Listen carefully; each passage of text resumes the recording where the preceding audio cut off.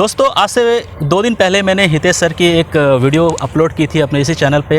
CAPF assistant commandant की जो examination होती है हितेश सर ने निकाला था। और उसी वीडियो में किसी ने हमसे पूछा था सर कि UPSC जो कंडक्ट करती है CAPF central arm police force की जो ये असिस्टेंट कमांडेंट की जॉब है, क्या उसमें लड़कियां भी अप्लाई कर सकती हैं?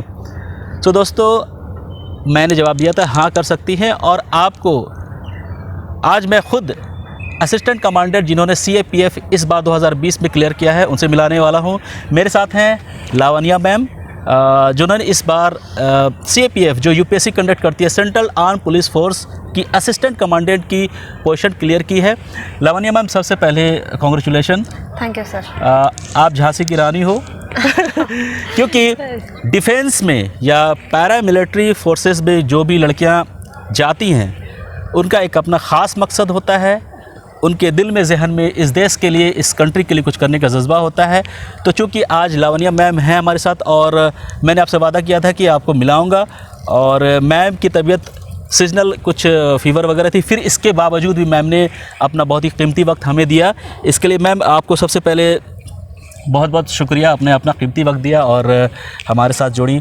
और मैं ये कहना चाहता हूँ कि ये जो CAPF है इसमें आपके आने का क्या इंटरेस्ट था? मतलब बीइंग अ गर्ल और वुमेन, इट्स ओके, आप कहीं भी अप्लाई कर सकती है, बट एक गर्ल्स और लड़कियों की जो इंटरेस्ट होती है डिफेंस में, आर्मी बहुत कम होती है, लेकिन आपका कैसे एकाएक CAPF में आने का आपका मतलब ये इंटरेस्ट जागा?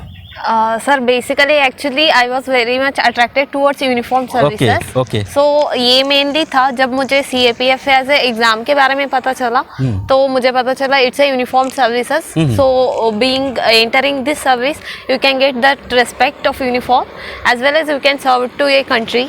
So this was the main motive to join CAPF. Okay.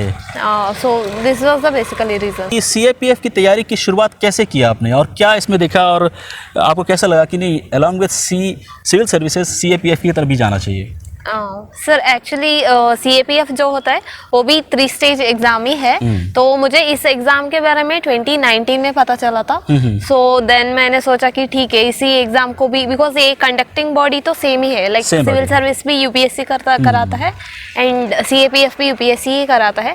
तो कंडक्टिंग बॉडी तो सेम था एंड ईयरली होता है। तो एक था कि एक रूटीन फिक्स रहेगा कि एग्जाम कब होगा एंड ऑल, इसका इंफॉर्मेशन तो रहेगा। तो देन एग्जाम पैटर्न के बारे में जब देखा तो इसमें 2 पेपर्स होते हैं बेसिकली फर्स्ट स्टेज पे। अच्छा। तो फर्स्ट वन तो ये ऑब्जेक्टिव टाइप होता है, सिमिलरली UPSC प्रीलिम्स की टाइप।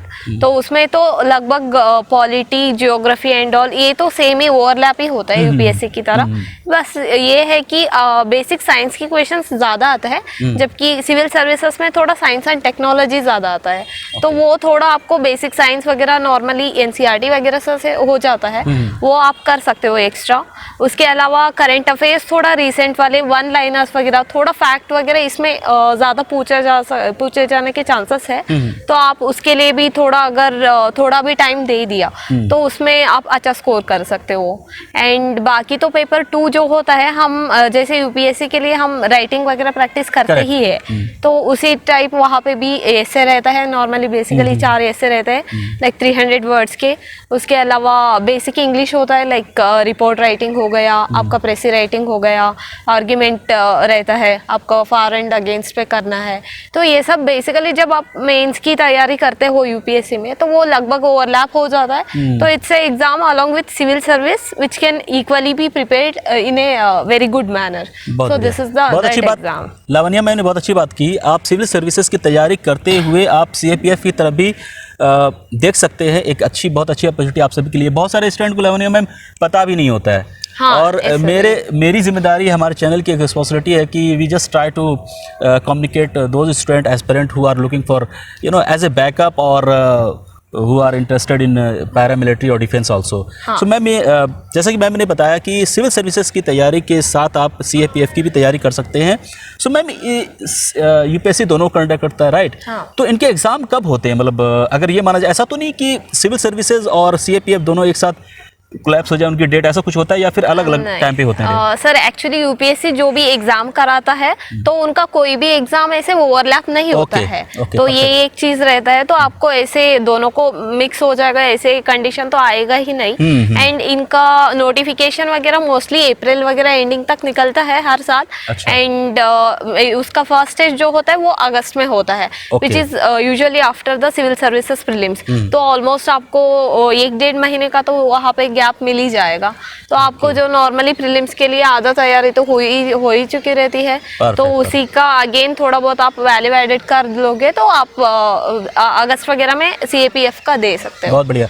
सो मतलब सीएपीएफ सिविल सर्विसेज के अलग इनकी अलग शेड्यूल होती है, जैसा कि मैम ने बताया यूपीएससी कैलेंडर निकालती है जिसमें सारी शेड्यूल होती है, उसी तरह सीएपीएफ की होती है। तो सीएपीएफ के लिए टाइम मिल जाता है, मतलब आप ये कह रही हैं? मिल जाता है। हाँ मिल जाता है। अगर आपका मेंस भी रहा तो भी आप एज ए लाइक प्रीलिम्स के लिए पढ़े ही रहते हो तो आप उसको मैनेज कर सकते हो। तो सीएपीएफ में सिर्फ एक पेपर होते हैं या फिर कैसे होता है? लाइक उसमें जो फर्स्ट स्टेज होता है उसमें तो 2 लेवल का होता है, लाइक 2 स्टेजेस मींस 2 पेपर्स। सुबह का जो ऑब्जेक्टिव टाइप होता है, हाँ उसमें वो 250 मार्कर का रहता है। जनरल स्टडीज का क्वेश्चन होता है। हाँ जनरल स्टडीज, एंड वही उसमें थोड़ा साइंस का वेटेज थोड़ा रहता है। अराउंड 30-35 क्वेश्चंस आपका पूरा बेसिक साइंस से आएगा। एंड उसके अलावा तो पेपर 2 जो रहता है वो डिस्क्रिप्टिव रहता है। तो उसमें तो आपको राइटिंग वगैरह, एसे राइटिंग वगैरह रहता है, एंड रिपोर्ट राइटिंग रहता है, प्रेसी राइटिंग, एंड थोड़ा बेसिक ग्रामर वगैरह रहता है। अच्छा मैम, ये जानने की कोशिश कर रहा हूँ, जिस तरह सिविल सर्विसेज में लगभग 23 से 24 पोजीशन होती है बच्चों की, बेसिस ऑफ परफॉर्मेंस और रैंकिंग के हिसाब से उनको मिलता है आईएएस, आईपीएस, आईआरएस, जो भी उसमें एक डायनिप्स है। सो डायनिप्स करके स्टूडेंट क्या है कि एसीपी, डीएसपी वगैरह तक, आईपीएस तक वो जो उनकी प्रमोशन होती है उस हिसाब से वो डीसीपी बन जाते हैं, एसीपी बनते हैं, फिर आईपीएस तक वो चले जाते हैं। तो क्या इसमें भी कुछ ऐसा सीएपीएफ में है कि सीएपीएफ में जो भी पोजीशन मिल गई उसके बाद प्रमोशन होके क्या आप डीसीपी, एसीपी कुछ इस लेवल पे आएंगे? क्योंकि आई थिंक वो डिफरेंट है, ये पैरा मिलिट्री फोर्सेस में आता है। तो क्या इस तरह का कोई कनेक्शन है कि मतलब इस लेवल पे, सीआईपीएफ के लेवल पे ही कुछ ऐसी प्रमोशन हो कि स्टूडेंट वहाँ तक पहुँच जाए, डीसीपी, एसीपी बन जाए किसी स्टेट का, कुछ ऐसा होता है क्या? सर नहीं, ये because central arm police force है, जो ये पैरा मिलिट्री फोर्सेस ही है। तो उसमें आपका जो प्रमोशन रहेगा, आप जब हम एंटर करते हैं like assistant commandant, which will be equivalent to assistant commissioner of police, ACP की इक्विवेलेंट होता है। लेकिन जब भी आपका प्रमोशन होगा वो आर्म्ड फोर्सेस में ही होता है। अच्छा, कि मींस अभी कुछ केसेस में ऐसे हुआ है कि लाइक बीएसएफ की कमांडेंट्स वो डेप्यूटेशन पे दिल्ली पुलिस में आ गए। अच्छा। लेकिन वो कम केसेस है। आपको जो भी आपका प्रमोशन अवेन्यूज रहेगा, it will be in armed forces, again you will be deputy commandant, so it will be in armed forces. Perfect. So दोस्तों, ये एक आपकी क्वेरी थी जो मैम ने क्लियर कर दी। अच्छा मैम, मैं ये जानना चाह रहा हूँ कि जैसा कि ये एक बहुत अच्छी अपॉर्चुनिटी है सारे एस्पिरेंट को, जो जिनको नहीं पता है उनको पता चल चुका है हमारे चैनल से कि सीएपीएफ भी एक अपॉर्चुनिटी है आपकी अलॉन्ग विथ सिविल सर्विसेज। सो मैं ये जानना चाह रहा हूँ मैम कि सिविल सर्विसेज की तैयारी करते हुए सीएपीएफ निकालना कितना आसान है, या फिर कुछ इसमें अलग कुछ करना पड़ेगा आपको? आपकी अप्रोच अलग होनी चाहिए इसकी प्रिपरेशन के लिए, या फिर सिविल सर्विसेज की तैयारी करते हुए आप आराम से सीएपीएफ निकाल सकते हैं? Along with civil services you can equally prepare for CAPF. Again means जब भी अगेन एग्जाम थोड़ा आ जाता है, लाइक आपको 10-15 दिन उसके लिए डेडिकेटेडली देना पड़ेगा। अगर आपका देन अगेन जब भी इंटरव्यू आता है तो आपको, बिकॉज इन सर्विसेज के बारे में भी पता होनी चाहिए कि इंटरनल सिक्योरिटी चैलेंजेस क्या है, उसका करंट अफेयर्स क्या है। तो ये सब मीन्स आपको थोड़ा टाइम देना पड़ेगा, लेकिन along with civil services you can equally manage. So ma'am के हिसाब से आप सिविल सर्विसेज की तैयारी अगर कर रहे हो या कर रही हैं तो 80% ओवरलैप, मतलब 80% आपको वहीं से मिल जाएगा कि जो आप तैयारी करें उसी में सीएपीएफ।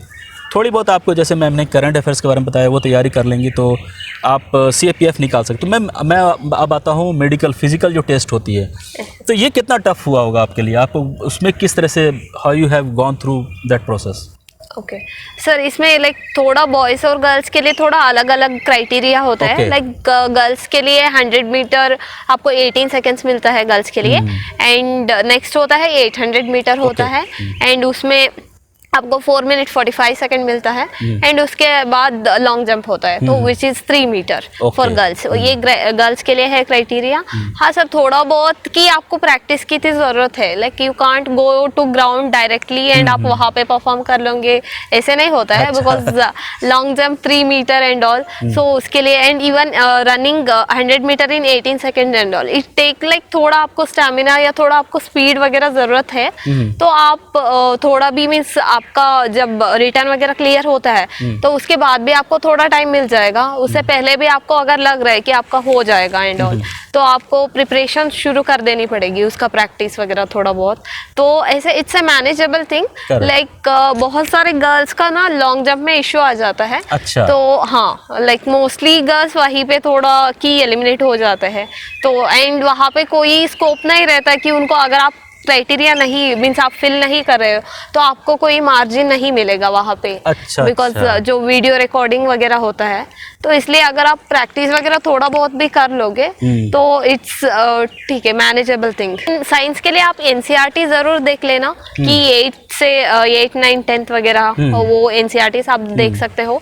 उसके अलावा लाइक करंट अफेयर्स के लिए कोई 1 लाइनर वाले मैगजीन, लाइक जो भी बैंकिंग एग्जाम्स वगैरह होते हैं वहाँ पे 1 लाइनर्स मिल जाते हैं आपको करंट अफेयर्स का। वो चीज से आप ऑनलाइन ही मिल जाता है, आप उससे प्रिपेयर कर सकते हो। उसके अलावा भी लाइक प्रीवियस ईयर्स का कोई क्वेश्चन, कोई कंपाइलेशन है तो ठीक है, वरना वो नहीं भी है तो आपको ऑनलाइन ही मिल जाएगा। 5-6 साल का तो यूपीएससी की वेबसाइट में मिल जाएगा। तो प्रीवियस ईयर क्वेश्चन देखना बहुत जरूरी है, कम से कम किस लाइन पे एंड किस सब्जेक्ट का कितना वेटेज है वो सब पता चल जाएगा। So for this reason you can do that. Okay, perfect. So ma'am ने बुक लिस्ट के बारे में बता दिया, और ये एक बहुत इंपॉर्टेंट बात ये है कि प्रीवियस ईयर्स के क्वेश्चन पेपर देखेंगे आपको तो काफ़ी उससे रेफरेंस मिलेगा। सो बेसिकली दोस्तों नेट ये है कि सिविल सर्विसेज की तैयारी करते हुए आप CAPF की तरफ भी आप देख सकते हैं। अगर आप मेडिकली फिट है, मतलब होता है ना, मेडिकली फिट है, तो आप इस तरफ भी देख सकते हैं। और थोड़ी बहुत अलग अप्रोच होती है जैसा कि मैम ने बताया, और CAPF भी आप निकाल सकते हैं। एक बहुत ही गजेटेड पोजीशन होती है। Ma'am thank you very much. मैं फिर से बता दूं दोस्तों, मैम की तबीयत मतलब सीजनल फीवर वगैरह थी, और बट मेरी रिक्वेस्ट पे मैम आई हैं और इन्होंने अपनी बात रखी, बताया अपनी एक्सपीरियंस CAPF के बारे में। और ऑल द बेस्ट मैम। मैं चाहता हूँ कि आप इसी तरह, वो कहते हैं ना बूढ़े पुराने, दिन दुगनी रात चौगनी तरक्की करो। सो ये शुरुआत है और आने वाले दिन में भी आप आगे बढ़ेंगी। और मैम एक चीज़, जैसा कि आपने बताया कि अप्रैल मई के आसपास नोटिफिकेशन आ जाएगी, राइट? CAPF की नोटिफिकेशन अप्रैल या फिर मई के फर्स्ट वीक में एक्सपेक्टेड है कि आएगी। यूपीएससी नोटिफिकेशन निकालेगा। अगर आप इंटरेस्टेड है तो तैयारी से शुरू कर दीजिए। आप सिविल सर्विसेज की तैयारी कर ही रहे हैं, अलॉन्ग विथ थोड़ी सी अप्रोच आप बढ़ा के CAPF की तरफ भी जा सकते हैं। Ma'am thank you very much once again. Thank you for giving this opportunity.